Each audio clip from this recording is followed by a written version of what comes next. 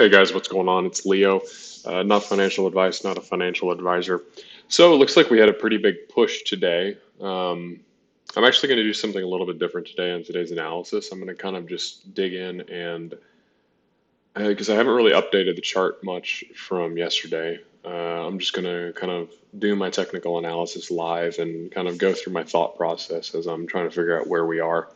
So first thing that's coming to mind, I do think that even though from the right look perspective, this subwave of the fifth of the ending diagonal is not satisfactory, I do think that this is the proper count because we do get that algo action here. So we talked about this yesterday where those computers will kick in and they'll start buying. And so that is very likely, well, actually the computers would be pulling from the low. That's the one difference from Elliott wave and the way these computers are programmed is they will always use the absolute low, but from Elliott wave theory, you'd want to start here because this is the end. This is the termination point for the end of the correction. So your first wave would start there, and this wave would be what's called a truncated fifth, which means that the fifth did not go beyond the third. So for example, if it went down here and it ended here, then it wouldn't be truncated. But because we've come shy of the third, it's a truncated fifth wave. So from an Elliott wave perspective, you would be starting from here, but the computers are pulling from the absolute low. So as you can see, that's more accurate. You get right in there and it hits it. And actually you can, if we zoom in here, it looks like, yeah, so I mean, it comes right down to the 618. Computer action starts buying. You just get a little wick through and then off we go. So let's zoom back out there. So it's very likely that this is some sort of a one wave, right? So what we're going to do is we're going to work from the low here. So you put in some sort of a 1, 2, and if you recall a couple videos back, I was questioning whether this was a truncated fifth or we had an A, B, and a C. So it's looking more likely now because of this move that we've had an A, B, C down here to the 618. The second wave is most likely to retrace between the 50 and the 618. Really, it's the 618. So it comes down there, hits the 618, and we're off. So now we're be looking for is a 3, 4, and a 5. I'm going to raise the degree of this wave up. Change the color to bright green. Okay, so now what I'm going to do is I need to figure out where's the most likely target for a third wave. So we're going to come in here with the Fibonacci extension tool. We're going to measure up to the high, down. Oh, that thing needs to get out of my way. Right. I like to be exact with it. There we go. Okay, so it looks like we went exactly to where a third wave is likely to go. I'm just going to move this over just so that it's a little bit neater. But as you can see, what I've done is, and the reason I'm not going from here is because this is the first wave. And in Elliott wave theory, you measure the length of the first wave projected from the 2 to get your third wave target. And as you can see, we've gone exactly to the 1618 of that. So this is definitely looking like an impulsive move. We can also take a look at the volume here. Notice this right away is that we did get a break of that volume, big volume spike. So that's indicative of a third because a third wave is going to be your most voluminous, most violent. Typically, it's just thinking in probabilities here. Whenever you're dealing with trading, it's always about probabilities. Now, most of the time, your third wave is going to be your extended wave. It's going to have the most volume, most magnitude behind it. So now what I'm going to do is I'm going to dig into the third wave and figure out where we are in it. To do that, I'm probably going to drop down to like the 5 minute or maybe let's just go to the 1 minute chart and see what it looks like. So 1, 2, 1, 2, 3, 4, 5. So that would be the third, 4.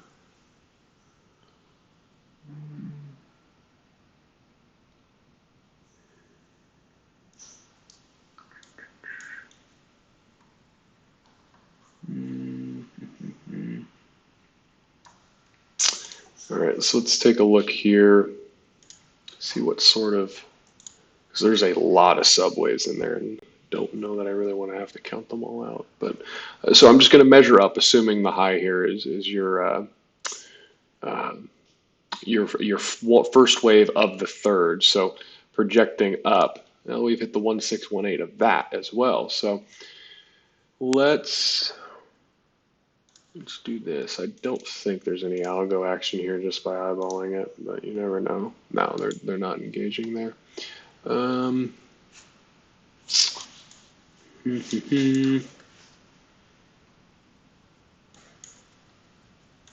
Tell you what, I'm going to count the subwaves of the third because that looks like it's going to be easier, which will then kind of give me a better idea. So it looks like we have some sort of a 1, 2. And so now it goes into another, I can already tell it's like a 1, 2. And so I've got to count that out. So I'm just going to put these over here as placeholders, drop the degree a little bit. I guess drop it to micro. I can always change it. Needs to be that color. Okay, so now looks like a 1, 2. That looks like another 1, 2, 3, 4. Some sort of a fifth. Problem is I can't get any more subdivision off of that. And then probably a 5 up here somewhere. So let's drop that degree, make that white. Okay, so if that's the case, then yeah, that's looking just about right. So 1, 2, 1, 2, 3, 4, 5. We have a 1, 2, 3, 4, 5. 5. So there's the fifth of the third, possibly. Then you have your fifth there. Well, no, that's not right.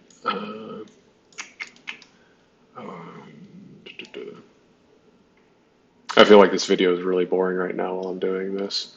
You know, a lot of this is just kind of playing around, trying to figure out where the puzzle fits the best. You know, that's kind of what I'm just doing right now. I'm kind of going through my thought process. Right now, I'm kind of jumping around trying to figure out the subdivision of this third wave here. Whenever you get a series of 1, 2s, 1, 2s, 1, 2s, it can get a little bit more challenging to count. It just takes a second to kind of figure out where everything is. It looks like that. It's really hard to tell because I can't get any more subdivision here. I can't break it down past a 1 minute time frame. So, but it looks like, well, let me see if I can get a fib. Is it, you know, I'm just looking for clues right now. What are the clues telling me as to where we are in the count? So, okay, so that's interesting. That goes pretty much to the third. So it's possible that, so it looks like you might have a 1, 2, 3 that moves sideways. It's very typical for a 4. And then we get a fifth of the third. So count is probably like so. And then looks like you get a 1, 2, some sort of a choppy little 4 there. So let's go ahead and bring that down. Something like that. Whoops, I need to move this up. Move that down to here. 3. I know it's boring stuff, guys, but at least this gives you kind of an idea of my thought process and how I work through the day. Okay, so there's your subdivision. I think that looks pretty good. It's actually looking like some sort of a fourth wave is going in here. But you can see that we get a 1, 2, 1, 2, little 1, 2, 3, 4, sideways for the 4, very typical. Get a big push up on the fifth of the third, 4, 5 of the third, 4, and the fifth gets real extended. So now we can kind of back up a little bit. Let's go to the 3-minute chart, see where we are. So if we just put in the third, then what we have here would be, see, this looks very ABC-ish. So it looks like I would bet money that the 1 wave was here, and this is a, you get a flat correction here. So 2, 3, 4, 5. Let's see. Bump that up to minute degree, drop the color to, whoops, that's the wrong degree. Subminute. Yes. Okay. So there's your third of the third.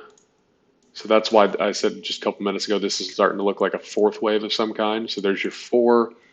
So it looks like the third wave is not done yet. So I would say that what we have is a 1, 2. We get a flat here for the correction on this 2. Then we get this big push up for the third of the third, right? So I would be expecting another push up for the fifth wave, right? So we have a 1, 2, and we're working on the third. Doesn't look like it's done yet.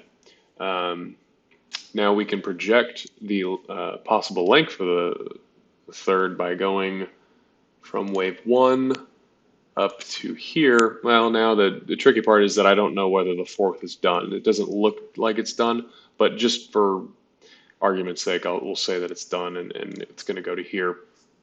Most likely target, since the third wave's already extended, would be 100% the length of the first projected from the 4. So it looks like we might get a kind of a double top up there for the third, maybe a little bit past it. Let me see if this is maybe a little bit. Yeah, so it'll probably come up to about $50 for the fifth, somewhere around there. So double top to $50. We'll have to wait and see how that plays out. Then I would expect some sort of a 4, and then another push up for the fifth, right? So then on the bigger picture, we would be looking at, let's go to 30-minute. So then we would be looking at a 1, 2, 3, 4, 5, and we're off and we're getting squeezed. So we're on our way. We're looking very good here. Let me see if I can, I'm just going to bump this up a little bit. Hopefully I'm not boring you out too much, just kind of thinking out loud here as I work through this. Let's make that white. Okay, so, yep. So, I mean, once we break out of here, I mean, this is the squeeze starting. We're going to finish putting in this 1, and that makes a lot of sense here. If we zoom in, just looking for some confluence, you can see how we get a low volume node here. Right there, volume drops off. I'm going to make that, let's make that white. Okay, so you get that little low volume node. There's no price acceptance past that point, so it's going to be hard to get through there. Where I have the fifth ending, we would be ending roughly around that range, the $50 to $60 price range for our fifth. So if we stall out there and we pull back for our second wave, right? So then our third will be what pushes us through that resistance there into the unknown, right? Because there's not much price acceptance here. So what's price going to do? It's going to keep pushing and pushing and pushing until it finds an area of resistance. This is all uncharted territory, so you don't know where people are willing to sell. I can tell you just from experience, what people will do is there's psychological levels whenever an asset begins to rip. Despite what apes like to say, there are going to be people that if it hits $500, I guarantee you there's going to be sellers. People are going to be paper handing. Why is that? Think of it this way. Look at a game show. You see these people on when I was younger, I would watch Deal or No Deal with my grandfather. And what would people do? They'd get, I don't remember the exact numbers, but say $200,000 in their pocket. And that would be the offer. It's, deal or no deal. Are you going to cash out? Are you going to paper hand and take that money? Or are you going to try to get the next question and go to, or the next briefcase or whatever it was, and get that $1 million? Well, people paper handed because they want it now. They want that money now. So, in theory, it's great that everybody's saying, well, I'm going to hold to infinity. Well, saying that is one thing, but when you're looking at a screen and you've got $5 million sitting there that all you have to do is click and it's yours, they're going to take profits. Now, I'm not saying that we can't go way past $500.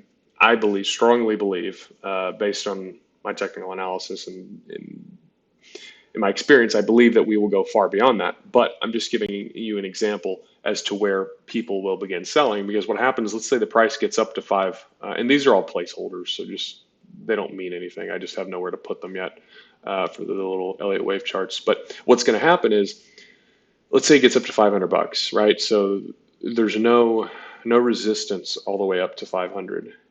So it's going to rip straight to there. And when you get to that level, there's going to be paper hands. They're going to want to sell. And so what will happen is that selling pressure will drive it down just a bit, keep pushing it down until you run out of people willing to sell at that price, right?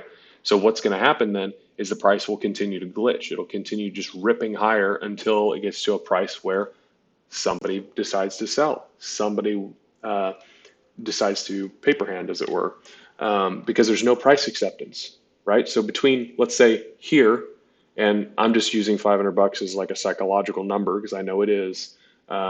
There's no price acceptance. There's nothing here. It's all uncharted territory, right? So, well, I guess 100 would be psychological, but we're not talking about that right now because we're already just so close. I mean, last run got to 77.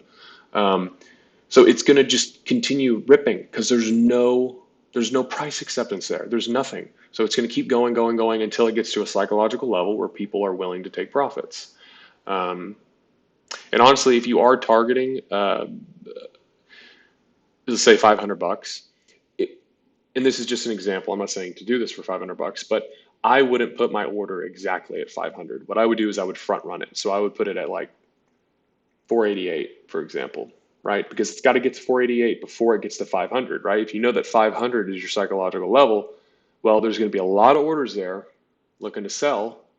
I'm just saying, for example, so if your target's $10,000, you would want to front run that, right? So you'd want to be lower than $10,000, just a little bit to make sure that you get your fill. Because what you don't want to have happen is it run up, and this happens all the time to me in trading futures markets.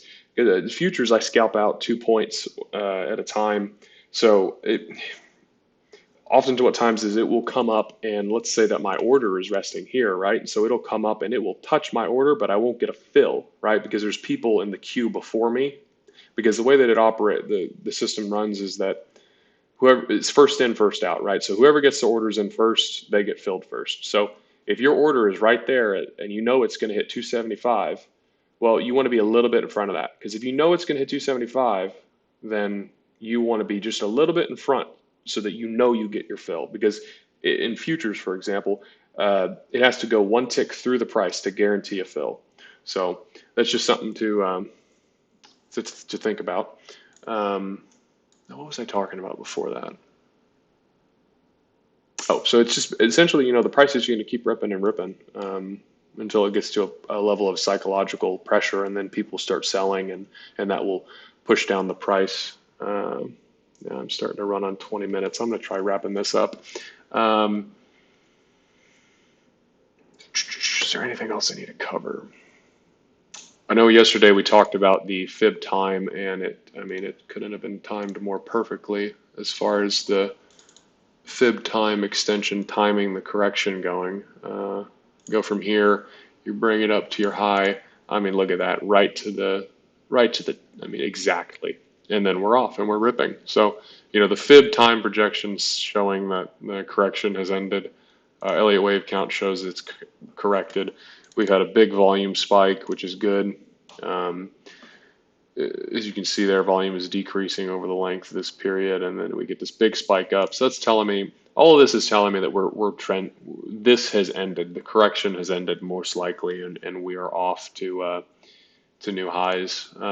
It might not get there tomorrow, but we're on our way. You're driving on up. So, but we're working on the first wave. We'll put in the 2, and then the third's going to be the exciting one where it just rips off into who knows where it'll stop. Alrighty, well, I think that is about it. Well, somebody had asked me to talk about this, so this video might run a little bit longer.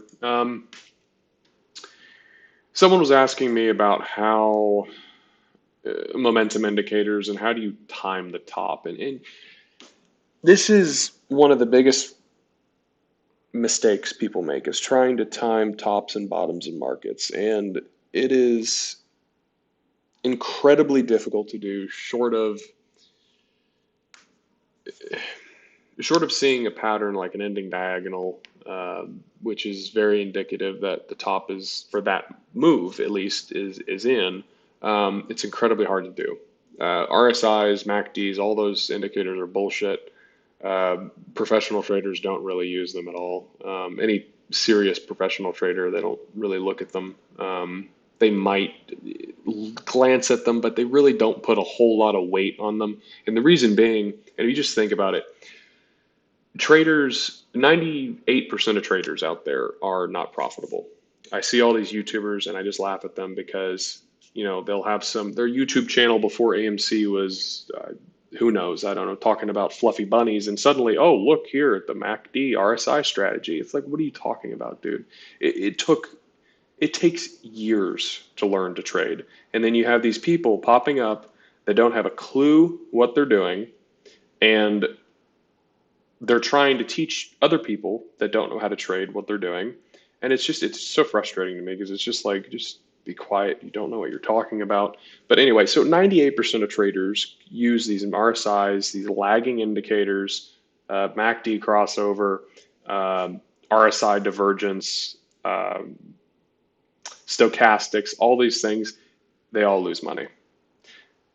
98% of the traders use those indicators. 98% of traders are not profitable. You see the connection? You need leading indicators in order to be a profitable trader. So what are those? Well, reading price action is one of them. So being able to identify a trend and a range and trade within those. Elliott wave theory is great as far as learning, studying bigger pictures type stuff. I wouldn't really recommend it for intraday day trading, especially whenever it comes to futures. You might be able to do it with stocks and stuff, because stocks, they're less efficient than the futures markets. What else? So reading the volume profile, as you can see, I mean, you guys have been here, the ones that have been following some of these videos and my video journals that I'm doing. You can just see how the volume profile reacts whenever you get to a low volume node. I mean, look at this one. Exactly. Boom. Hits that low volume node, rejects down. Hits that low volume node, rejects down. And I know a lot of traders that will just, they'll scalp. So all they're looking for is a reaction, right? So they might scalp out 1% or 2% off of a low volume node with other confluence. So like here, for example, you got your trend line there, right? Working down. And so, okay, well, I have a trend line. I've got, maybe I have where's that algo? You got your algo there, right? So, okay, I have a lot of confluence here. I've got a low volume node. I've got the algo right there. I've got a trend line right there. I've got multiple things showing that's resistance. I'll put my order there, have my stop on the other side of that low volume node, and, I'll just scalp out some 1 or 2% and I'm out. But essentially, I'm getting off track now. So basically what this person was asking me is, how do you time a top? And it's just not easy, especially for somebody that doesn't know how to trade. It's easier for me because I know how to count the waves, and I can just do a lot more analysis than a regular trader can. My best advice, I can't give financial advice, but I can tell you that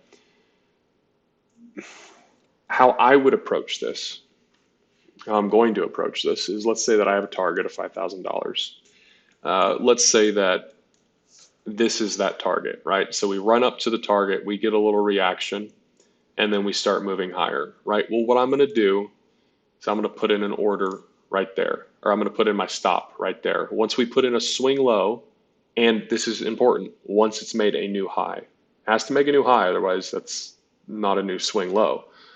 I'll have my stop right there. And then as it goes up, so here's a new swing, right? So here's my original $5,000 target. Well, I'll move it up to the next swing, right? Now let's just say this isn't a swing, but I'm just, as an example, because it didn't make a low here. All it did was the candle closed and then it went higher. But let's just assume it's another swing. So it moved down, right?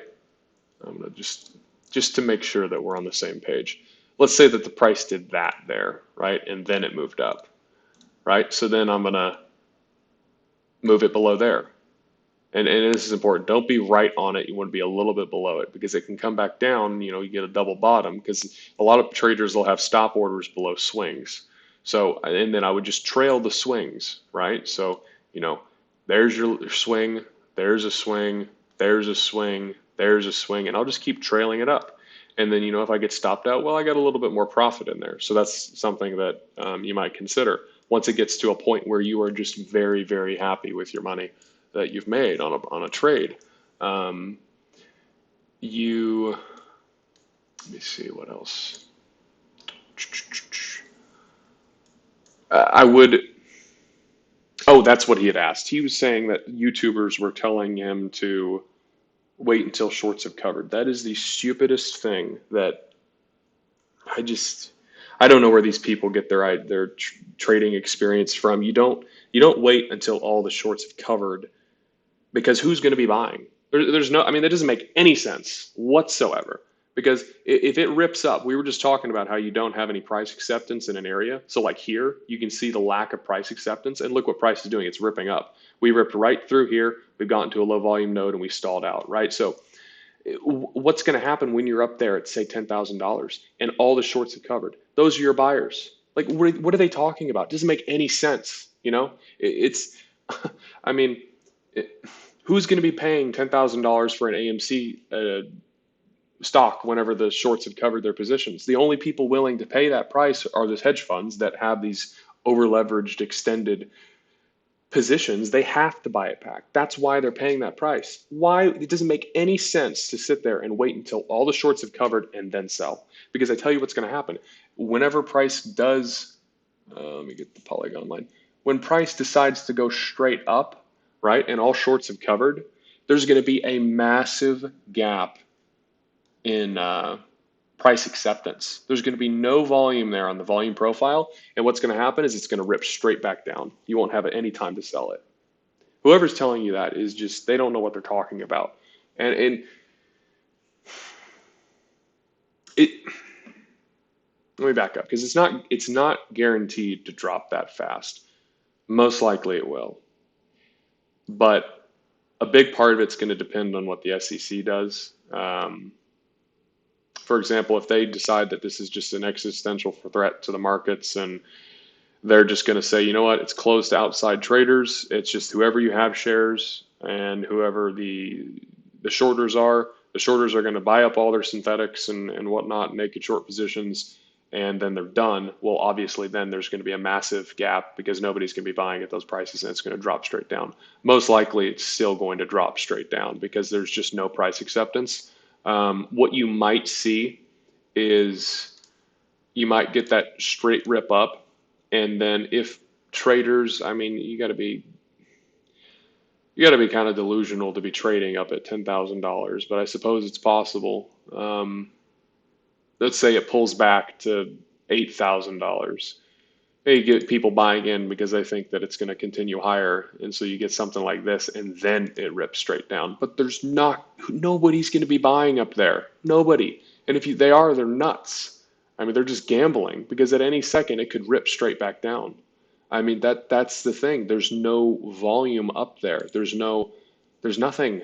So these YouTubers, and I tell you, my gut instinct is what they're doing is these YouTubers are sitting here and they're saying this. They're either ignorant and they don't know what they're talking about in trading, which is very possible, or they want the masses to hold as long as possible so that they can get their targets. Because if they tell people, no, sell at this price or that price, well, that means it's less likely that they're going to be able to get their targets if everybody's trying to sell. But if you tell everybody and you get this group herd mentality of just wait till all the shorts covered, and I've exited my trade and I have my profit.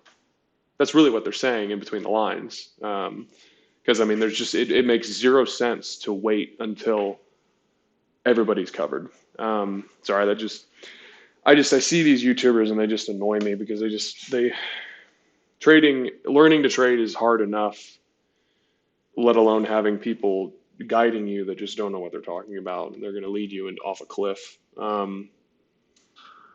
What else? I think that's about it. I know I had my little rant there, but so how I would approach it is I would come up with a number that Well, I'll just tell you what I'm doing. I plan on exiting my position. I want to be, unless something crazy happens, like you have a massive gap up, I'm going to be out of my position by 5,000. I don't want to hold on much longer than that.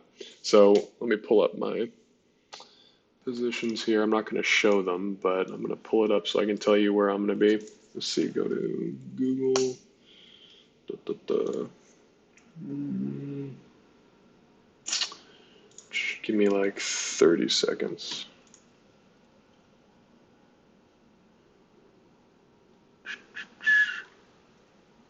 Okay, so I'm going to take out 10% of my position when the price gets to 10,000. Now you could also split, or I could split it to where I have 5,000 or 5% out at 500 bucks, which what that would do is I would recapture my uh, original investment by 2x. So I'm already in profit. Risk is off. I've doubled my money on the trade. So I'm doing really well at that point. Actually, I've done more. I've 3x my money, excuse me, at that point. So, at that point, it's risk free. The rest of it is just house money. I'm letting it run. So 5% of my position's out at 500. I can do another 5% at 1,000, right?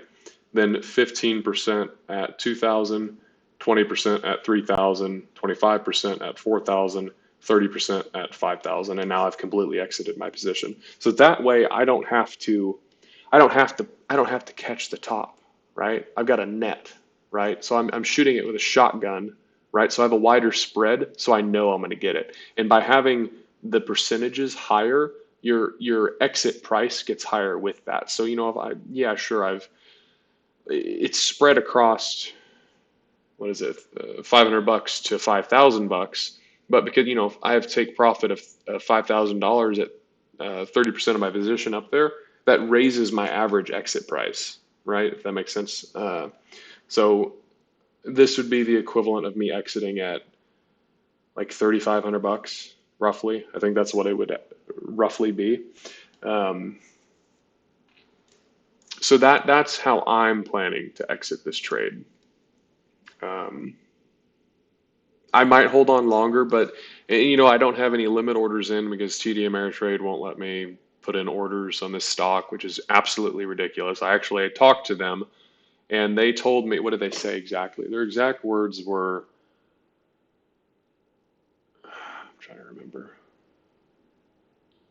It's too large of an internal risk for us to allow you to place orders that far away from the current price, which is absolutely ridiculous. So I reached out to one of my, I don't want to say too much, but one of my friends that's in the fund world, let's say, that's up there in New York, and he said there's definitely some concern on their end as far as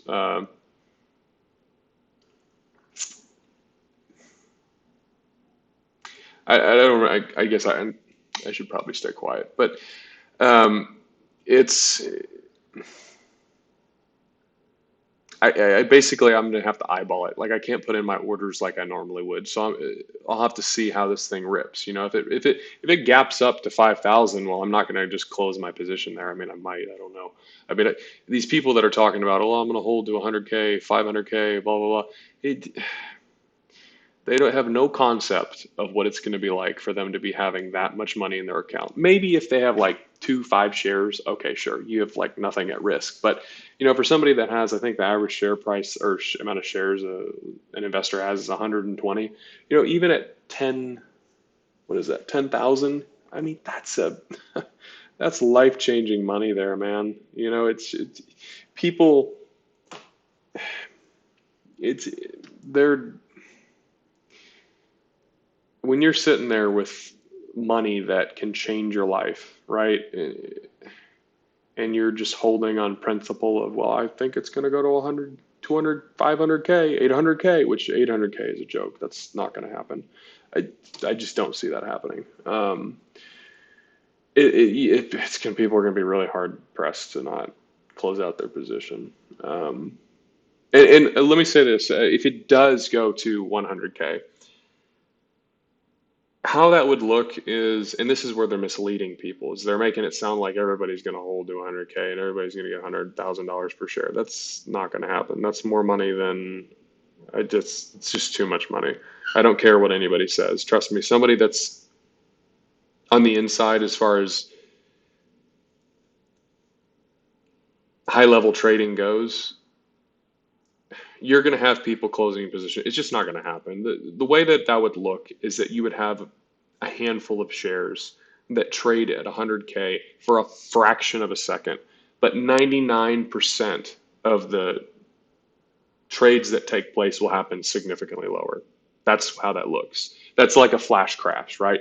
It crashes down really quick or up, and a couple shares trade at that price, and then it comes right back down because there's just such a big gap in market acceptance. There's just no acceptance around there. Um, anyway, this video is really dragging out. If you have any questions, I know I've kind of started rambling towards the end of this, but if you managed to hang on through my rambling, just leave them down in the comments and I'll try to answer them the best I can. All right, take care. Bye.